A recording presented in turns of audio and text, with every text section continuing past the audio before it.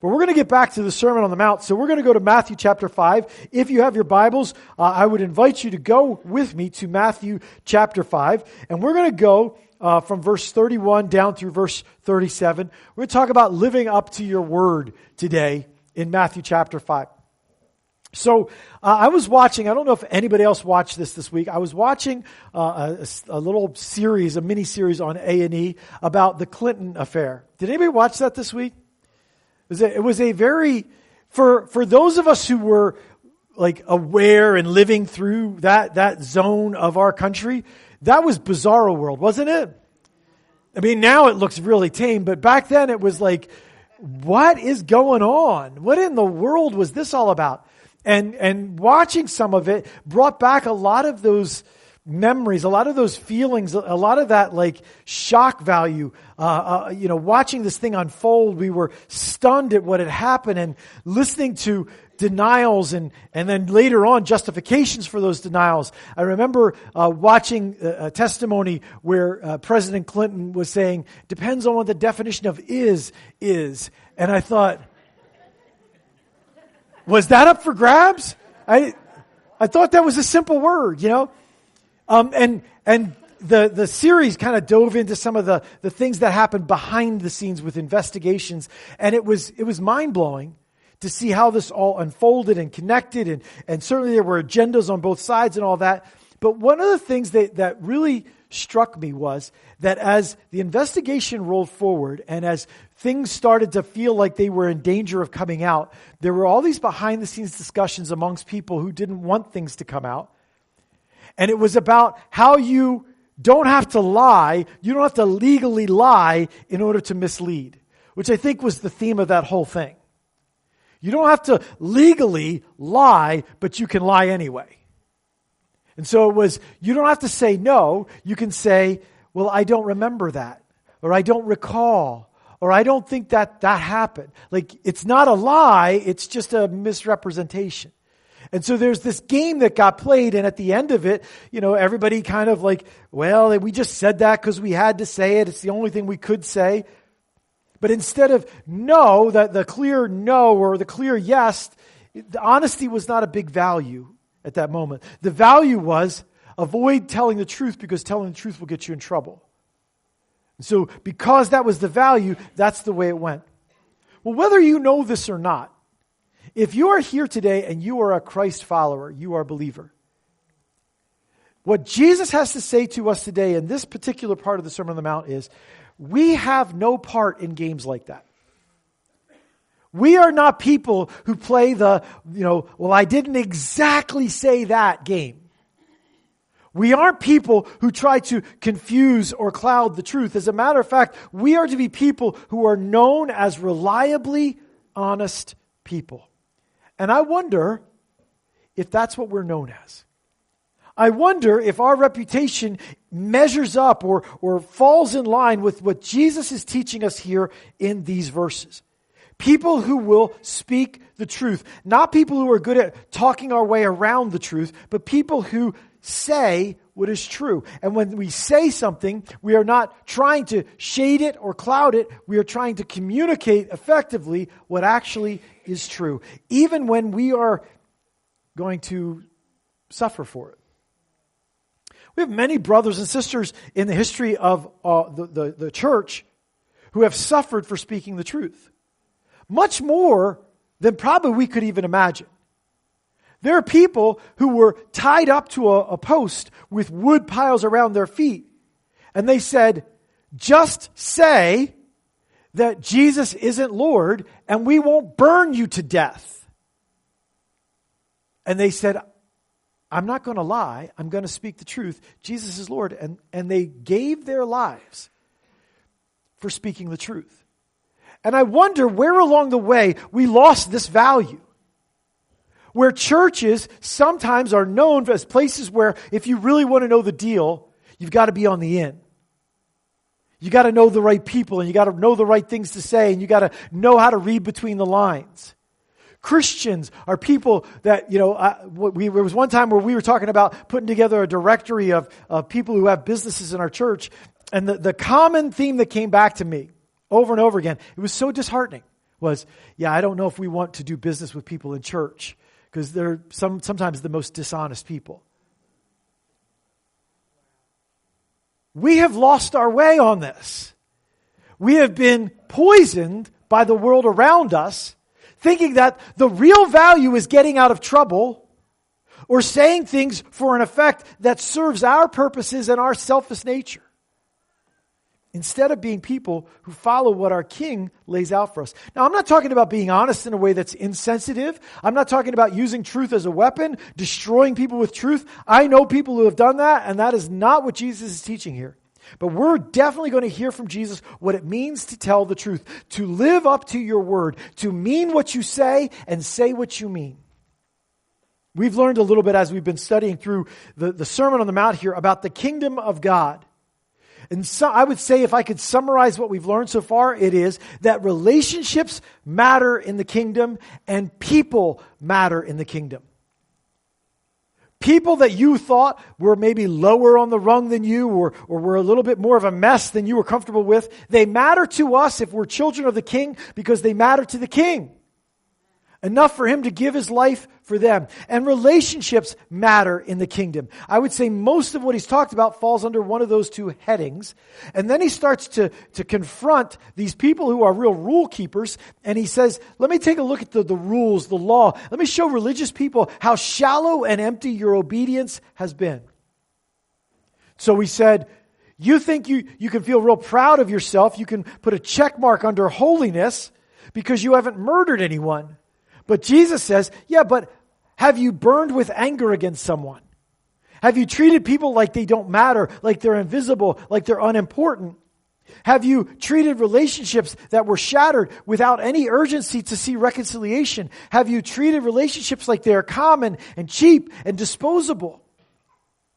Maybe you think that the law saying you shall not murder makes you holy, but I'm telling you there's so much more to what was intended there about the value of people than just don't take their life. Jesus said, maybe you could feel proud of never having had sexual contact with someone outside of your marriage. But have you ever lusted after someone? He said, you've already committed adultery with them in your heart. So Jesus says to them, the rules that you are using to make yourself feel good, you are only using them in a very self-serving way. He says what they're meant to do is show you that you have a heart that needs to change. A heart that needs to be different. A heart that needs to want and desire and hold as a treasure what your King wants and desires and treasures. And so the only way to do that is to show us how short we fall of what happens in the kingdom and around us in this world. Our way of living should be dramatically different from people around us. And so we're going to look at how Jesus calls us to live up to our word, to speak the truth and not find excuses for not following through on what we said. Some of you have been real casual and you have excused yourself saying things like, well, that's just my personality. Well, that's just not my strength. Let me just say, and I'm not saying you're a worse person. I'm just saying stop letting yourself off the hook for something Jesus makes really important. You got work to do, so do that work. Why does speaking the truth matter? Well, it has large implications in the kingdom where people matter and relationships matter because the basis of any relationship is trust. Trust. And if you're somebody who uses words to deceive, that somebody has to read in between the lines or try to figure out what you mean, then the trust that is supposed to hold a relationship together is not there. Trust is held together by communicating what is reliably true. And so saying something that's deceptive harms trust and people and relationships. Going back on your word, excusing yourself from living up to what you said, harms people and relationships. And therefore, Jesus says, it has no part with us. If we are God's people, we should live up to our word. Now, he starts in this section, he starts in a specific area of living up to your word, and then he backs out to a bigger area. So start with me at verse 31 in Matthew chapter 5, verse 31 and 32. And it says this, It has been said, anyone who divorces his wife must give her a certificate of divorce. But I tell you, anyone who divorces his wife except for sexual immorality makes her the victim of adultery.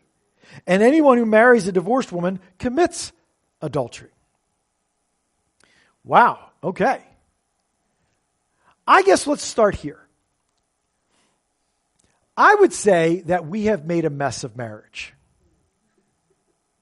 And I'm going to own it with the rest of my country. We have made a mess of marriage. Do you agree? Because we're so lost now, we don't even know what marriage is. You know, I've heard people applauded for like hanging in there for 5 years.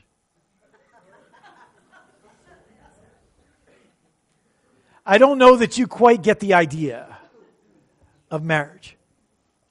And so what Jesus is doing here is talking to a culture. We think we've made a mess of marriage. They made a mess of marriage. And I think even when we talk about what they had done with it, even we will be a little bit shocked about how they looked at it. I think we all know that divorce is not what God designed, what God wants, and I don't think it's what we want. Divorce is not what God did not say.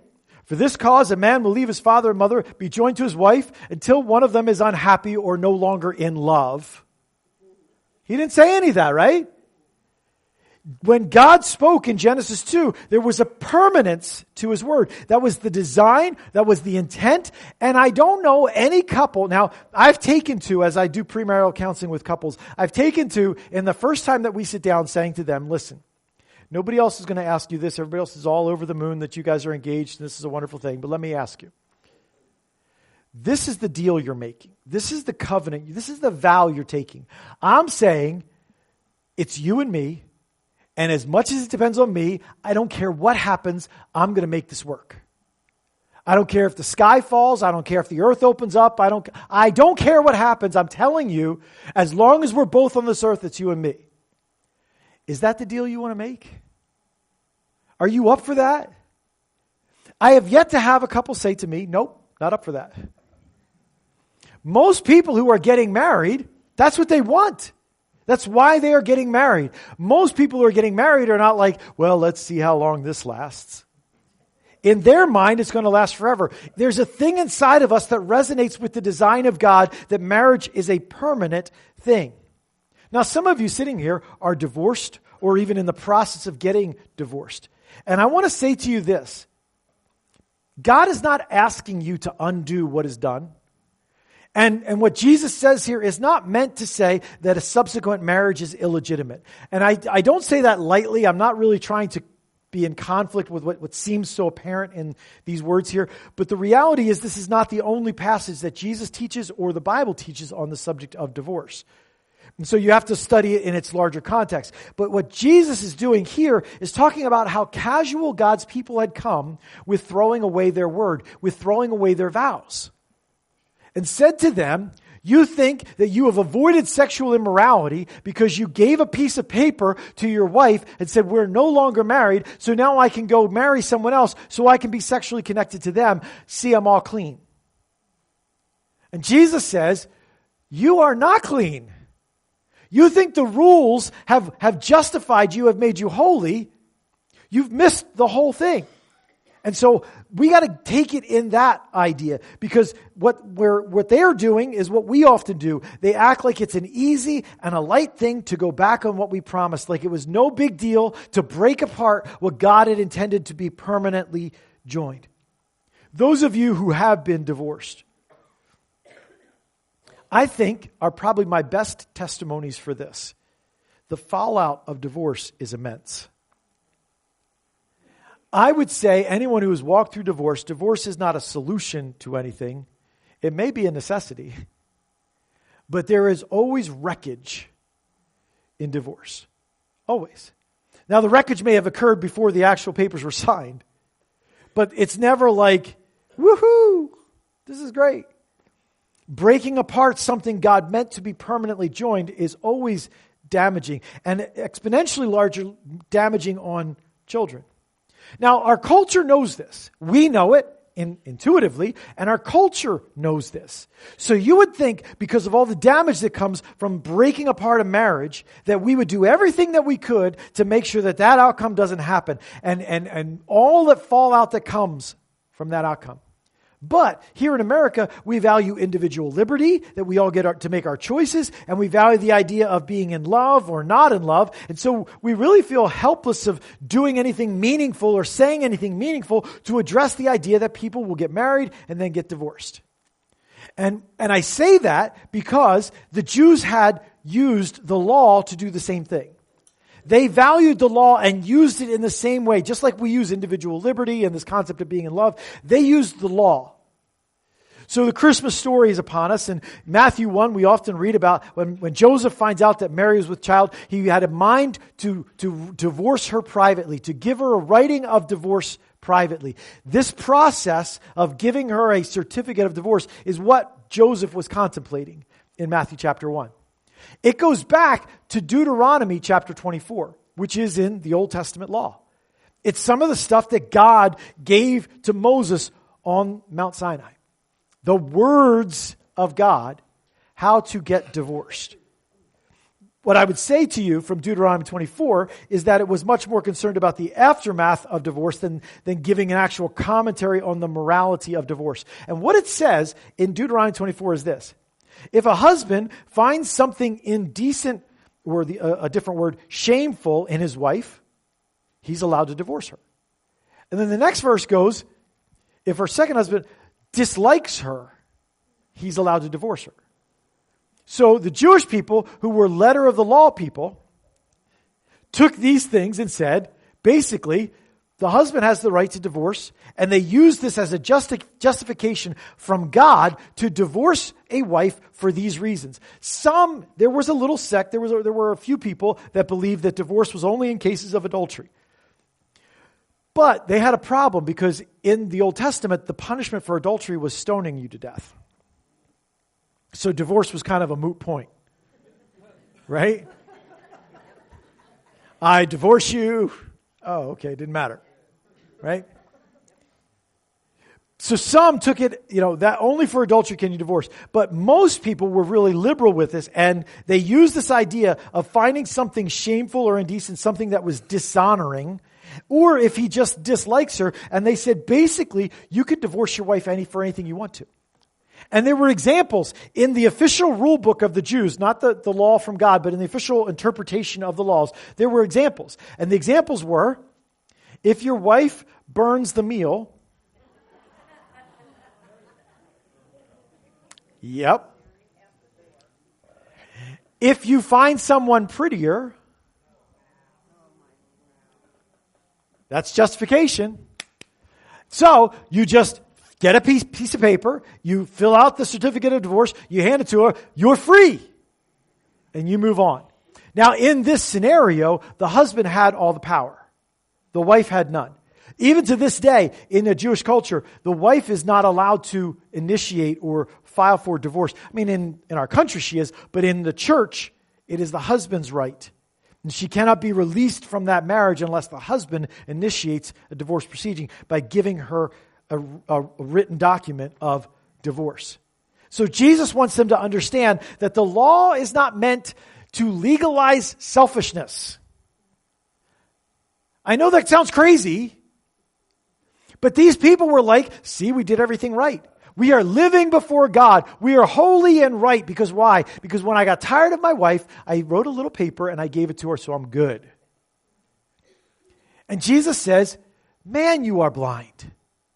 You have missed the whole point of what he's saying there about divorce. The idea is that the law was not giving you a license to be self-centered. It wasn't trying to, magnify the power that a husband has over his helpless wife. So Jesus makes this statement, and it is so shocking to those who are listening. He says, I tell you that anyone who divorces his wife, except for sexual immorality, makes her the victim of adultery. They're like, man, I took care of all the paperwork. Everything's good.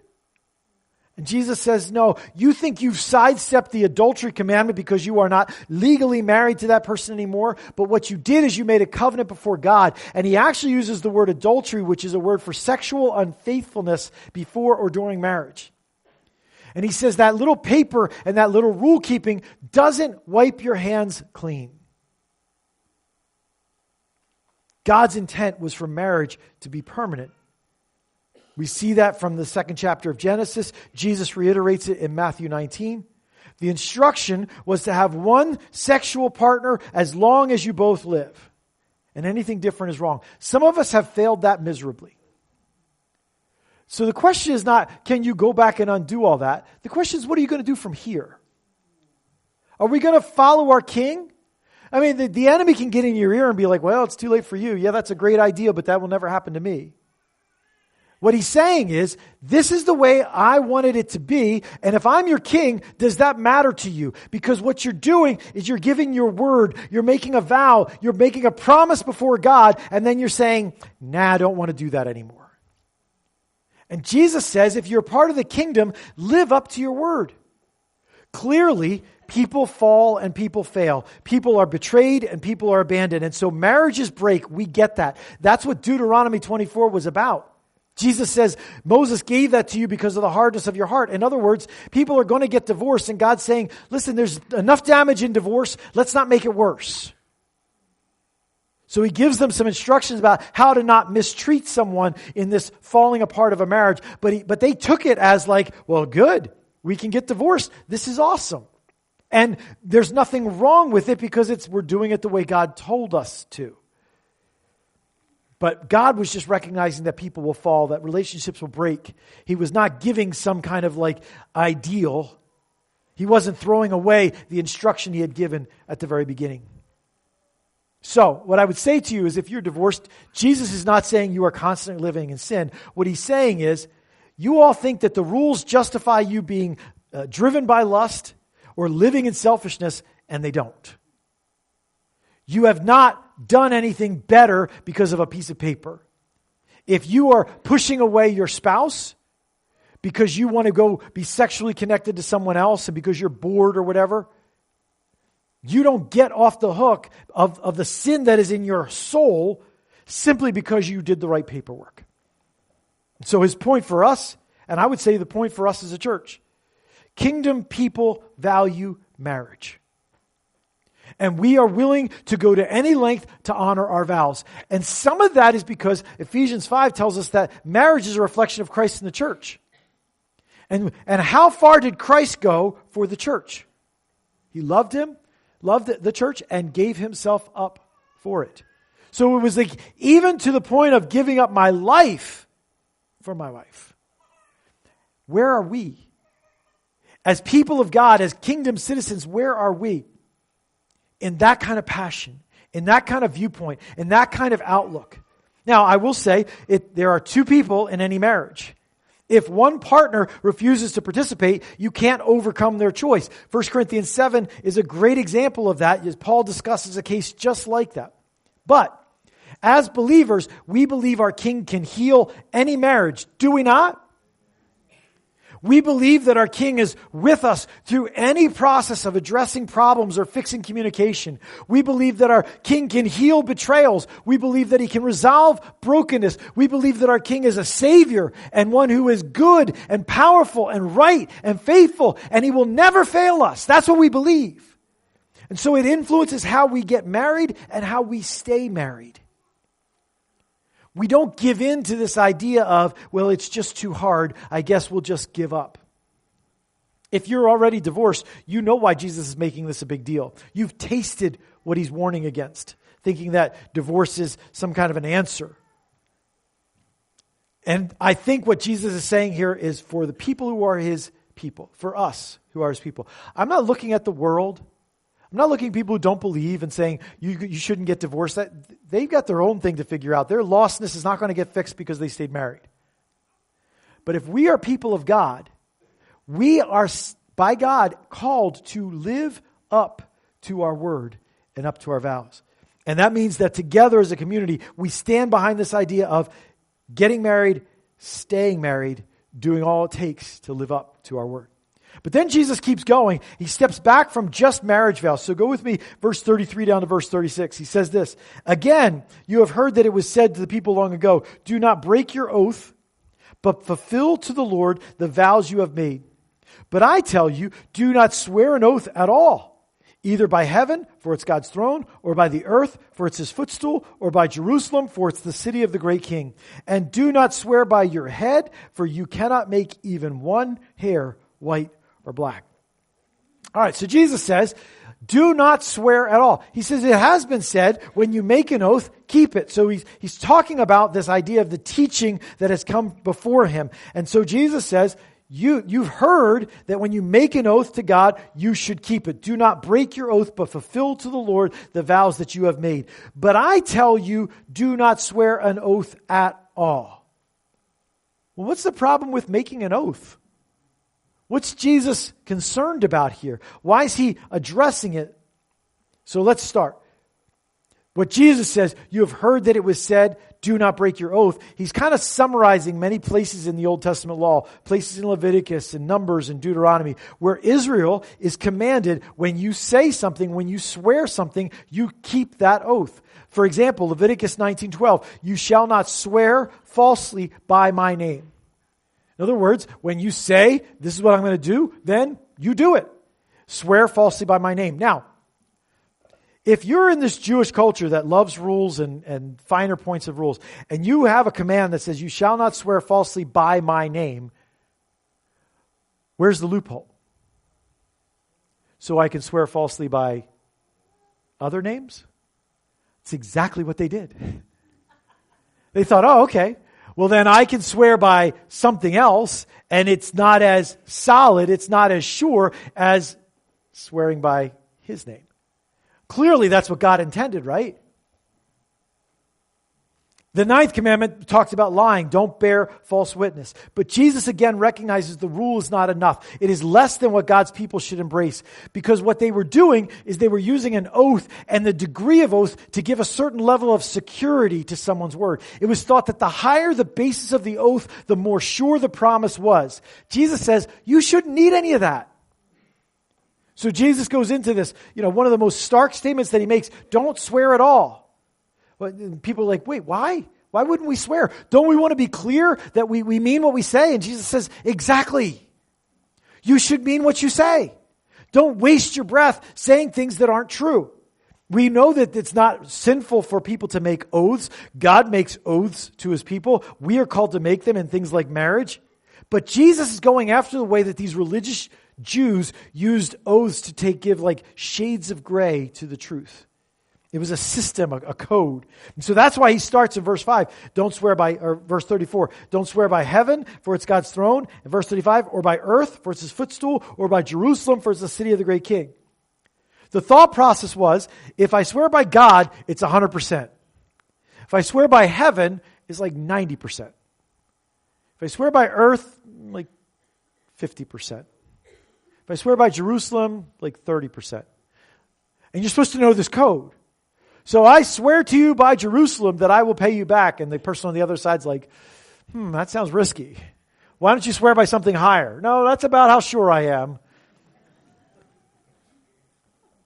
That was the idea, that you could say it and you can sound like you're giving your word, but you're not really giving your word.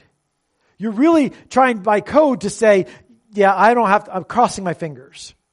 Didn't mean it. And Jesus says, there should be no degrees. Jesus says, all the things you swear by are connected to God. And he's saying, if you are God's people, if you wear the name of God, then what we say wears the name of God too. So if you wear the name of God, your words represent the truthfulness of the one you serve. Does that make sense? We as the people of God, we have the greatest message of all time to share with people. If they can't trust what we say, why would they trust what we say? The last one is, don't swear by your head, for you can't make one hair white or black, obviously before hair dye. But probably what Jesus is referring to there is the idea that if you have gray hair, you can't turn the clock back. And if you have dark hair, you can't turn the clock forward. It's probably what he's talking to, is you don't have control of your own life. Why would you swear by something acting like you have some kind of it's some kind of something? All of these things are under the control of God. And so we have to recognize that, and we have to honor that, and we have to live before the God who sees all and knows all. And so Jesus finishes it, verse 37, he finishes it by saying this: all you need to say is simply yes or no. Anything beyond that comes from the evil one. All you need to say is simply yes or no. What he's saying is, when you say yes, people should know you mean yes. And you should live up to yes. When you say no, people should be, I know they're telling me the truth. That ability to rely on what someone else say is absolutely essential. And Jesus' summary is that your word, as his followers, should be reliably true. Why? Because our God is faithful and true. And if he is reliably true, if he lives up to his word, so should we if we're his followers. And that's his point. And I don't know how often you have thought about how God lives up to his word, but we're about to celebrate it together. So I'm going to ask you, leave your stuff where it is, make a circle around this room, and we're going to take the Lord's Supper together today.